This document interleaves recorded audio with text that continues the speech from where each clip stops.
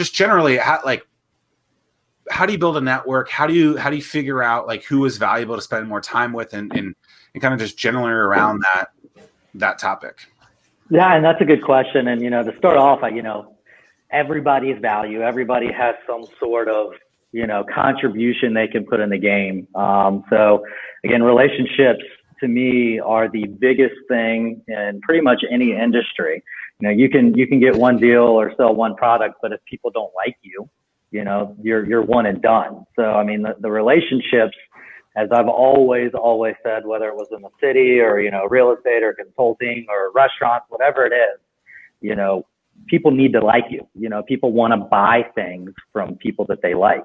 If they don't like you and you've got a good product, yeah, like I said, you might get one deal, one sale, but people want to continue to do business with people that they like. So, again, I've always focused on treating everybody like they've got value. It's kind of the old thing that your parents would say, treat people like you want to be treated. I mean, that's huge.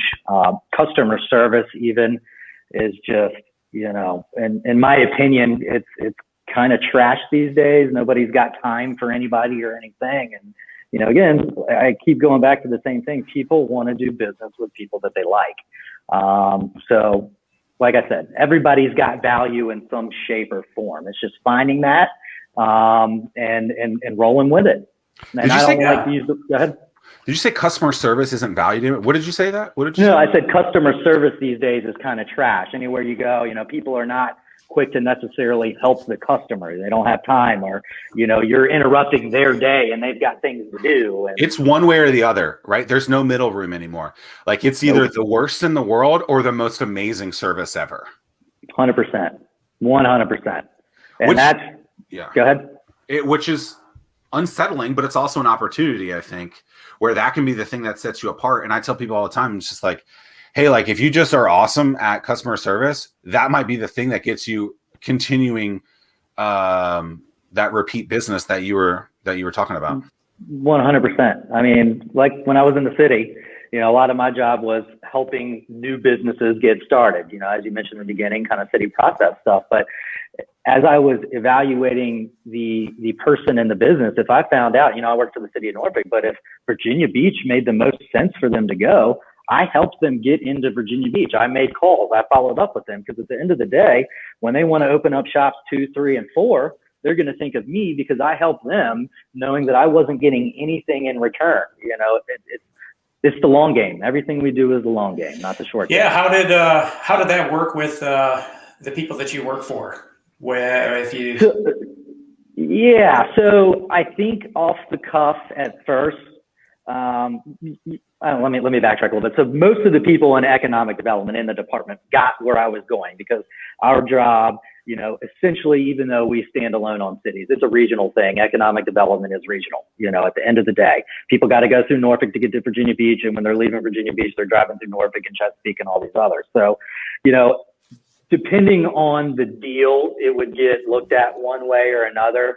Again, the economic development folks kind of understood, because business retention is generally where most of the employment counts come from, and growth. So numbers go anywhere from 80 to 95% of new job creation comes from existing businesses, not brand new.